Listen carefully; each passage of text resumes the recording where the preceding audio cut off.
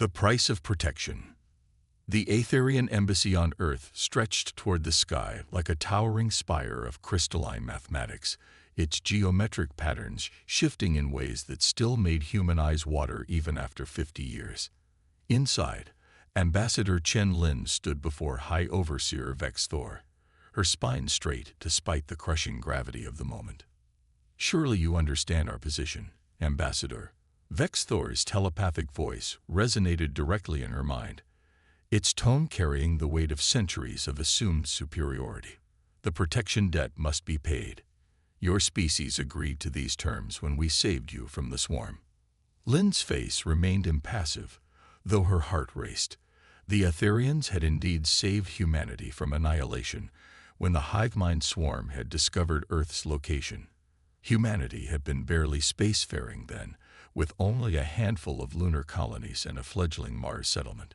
The swarm would have consumed them all if not for the Aetherian intervention. "We remember our debt well, High Overseer," Lin replied carefully. "But the terms you now present far exceed the original agreement. 10% of Earth's population as permanent laborers in your psychic enhancement programs." Vex Thor's crystalline form shimmered with what Lin had learned to recognize as amusement. "The terms evolve as our understanding of your species' potential grows. Human minds have proven remarkably adaptable to our psychic amplification processes. Your debt will be paid in the currency most valuable to us." Lin's hands clenched behind her back, her knuckles white. "I must consult with the World Council." "You have 3 standard cycles," Vex Thor declared. "After that, we will begin collection, with or without your cooperation."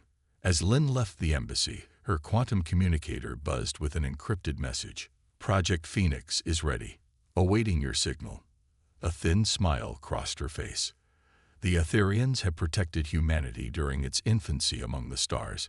True enough, but they had failed to notice that their charges had grown up.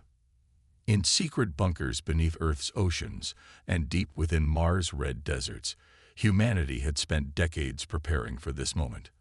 While appearing to focus on permitted technologies, Earth's finest minds had worked to unlock the mysteries of psychic shielding and quantum weaponry. The Aetherians' own psychic enhancement programs had provided the perfect cover. Every human they tested returned with valuable data about their technology. Lin entered her secure office in the World Council building, initiated quantum encryption protocols, and began composing the message that would launch humanity's greatest gambit. They would pay their debt to the Aetherians, yes, but in a currency of their own choosing. Across the solar system, hidden shipyards hummed to life. The Phoenix fleet was about to rise. Innovation's edge. General Sarah Okonjo stood in the heart of Olympus Base, deep within Mars' ancient volcanic chambers. Before her, a holographic display showed thousands of ships scattered throughout the solar system, each one a testament to human determination and ingenuity. To the Aetherians, they appeared as mining vessels, cargo haulers, and civilian transports. Reality was something else entirely.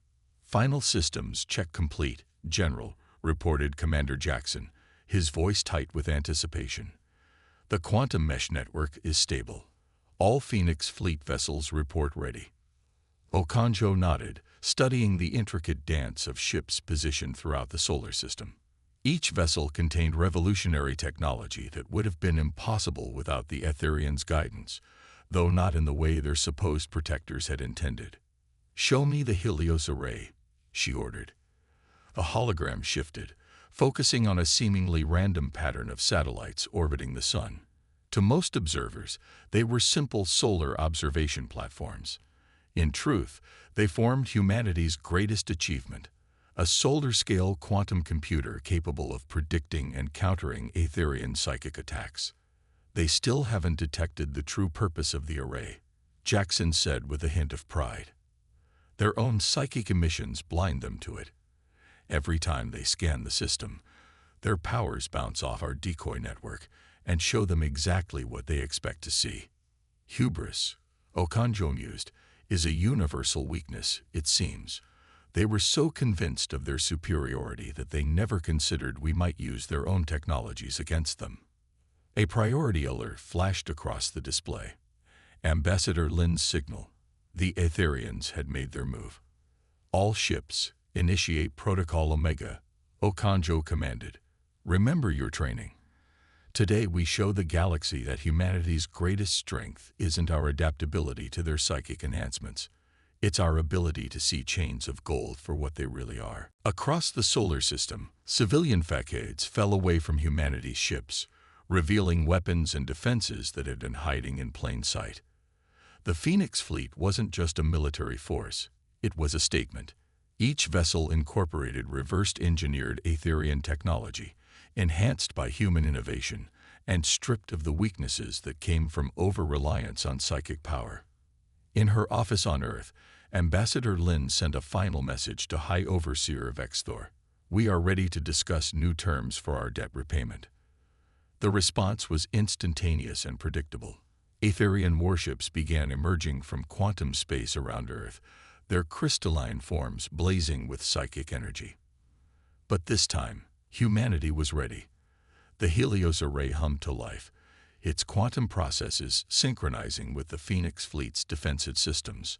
The real test was about to begin, not just of technology, but of humanity's capacity to wield power responsibly. They had spent decades preparing not just to fight, but to win in a way that would forge a new path forward for both species.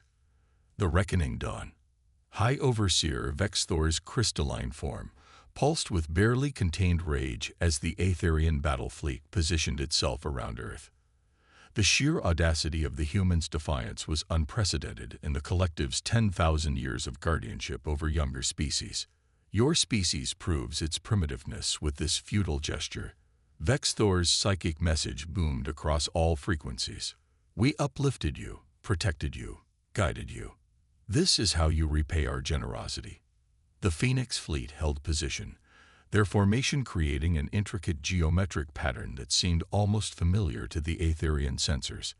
Ambassador Lin's voice, calm and clear, responded on all channels. We are grateful for your protection during our early years among the stars. But a debt of protection does not justify eternal servitude. We offer fair payment, an exchange of knowledge and resources that benefits both our peoples. You bargain as if we were equals, Vexthor scoffed.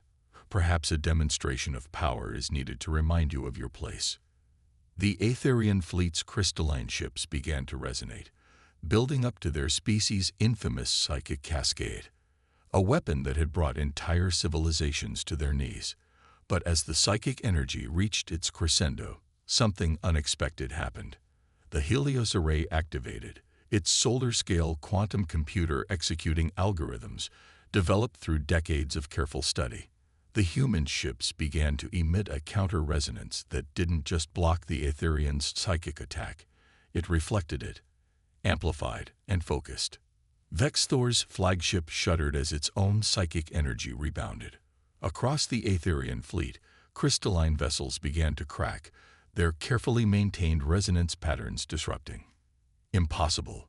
Vexthor's psychic voice wavered. Our science is beyond your comprehension. No, General Okanjo responded, taking over communications from her command center on Mars. Your science became our science the moment you decided to use our people as test subjects. Every human you enhanced became a window into your technologies. We learned, we adapted, and we improved. The Phoenix fleet began to move, their formation shifting into an attack pattern that utilized the very principles of crystalline resonance that the Aetherians had perfected. But where the Aetherians relied purely on psychic energy, humanity's ships combined it with conventional physics in ways their former protectors had never considered. Your next attack will be met with equal force, Okanjo declared. But we would prefer to negotiate. Humanity remembers its debts, but we also remember our dignity. The Aetherian fleet hung in space, their damaged ships creating a discordant symphony of psychic static. For the first time in their long history as galactic guardians, they faced a protected species that had not only matched their power, but found ways to exceed it. In that moment, the balance of power in the galaxy shifted, not through overwhelming force or brutal conquest, but through humanity's unique combination of patience, ingenuity, and determination. We offer you a choice. Ambassador Lin's voice returned, gentle but firm. Continue this battle, which will cost both our species dearly, or join us in building something new. The galaxy needs guardians, yes, but it needs partners more. Chains of choice. The Grand Council chamber of the Aetherian Collective had never hosted a human before. Now, Ambassador Lin stood at its center, her figure small against the towering crystalline architecture, but her presence commanding attention from every member of the collective's ruling body. Your victory was impressive. First speaker Ixlara admitted, their form shimmering with complex emotions. But it creates a dangerous precedent. Other protected species will see this and demand similar freedoms. Perhaps that is not a bad thing, Lin responded, her voice carrying clearly through the chamber. Your protection has value, but so does independence. What we propose is a new model, one of graduated autonomy and earned partnership. The chamber erupted in a cascade of psychic discussions, countless crystalline forms vibrating with argument and counter-argument.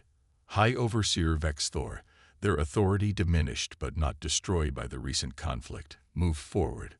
You speak of partnership, yet you held this power in secret. You deceived us. How can we trust any proposal you make? On the massive display behind Lin, images appeared showing the aftermath of the battle. But instead of destroyed Aetherian ships, they showed human vessels providing emergency quantum stabilization to damaged crystalline craft, preventing their total collapse. We could have destroyed your fleet. General Okonjo's voice came through clearly from her position on Mars. Instead, we chose to demonstrate power through restraint.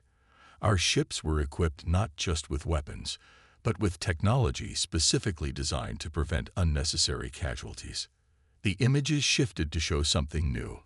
A prototype facility on Mars where human scientists worked alongside willing Aetherian advisors, combining both species approaches to quantum mechanics and psychic engineering. This facility was built 6 months ago, Lin explained. These Aetherians chose to work with us in secret, believing as we do that both our species have grown stagnant in our assigned roles. They saw the potential in true collaboration. The chamber fell silent as the implications sank in. Their perfect system of control and protection had already begun to crack from within, driven not by force, but by the simple appeal of genuine cooperation. The galaxy is changing, Lin continued. The swarm's defeat 20 years ago proved that even ancient threats can be overcome. But new challenges will arise. We propose a new Galactic Defense Council, one where former protectors and protected species work as equals, each contributing their unique strengths. First speaker Ixlara's form shifted, taking on the deep blue hue of contemplation. And if we refuse, if we choose to maintain the old ways, then humanity will defend itself and any other species that seeks independence, Lin stated simply. But that path leads to endless conflict, weakening all of us against whatever threats the galaxy holds. We offer a better way. In orbit above Earth, the Phoenix fleet maintained its defensive position, a reminder of humanity's newfound strength. But in research centers across the solar system, human and Aetherian scientists continued their collaborative work, proving that another path was possible. The choice facing the collective was clear: adapt to a new reality or cling to the old ways and risk losing everything. As the council debated, other species watched closely, seeing in humanity's rise not just the fall of their protectors, but the possibility of a new kind of galactic civilization. Legacy of liberation. 5 years after humanity's revelation of power, the skyline of New Alexandria stretched across the Martian landscape, its towers a harmonious blend of human and Aetherian architecture. The city stood as a symbol of what cooperation between species could achieve, and as the headquarters of the newly formed Galactic Defense Council. Ambassador Lin, now Council President Lin, stood at the observation deck of the central spire, watching ships from 24 species dock at the orbital platforms above.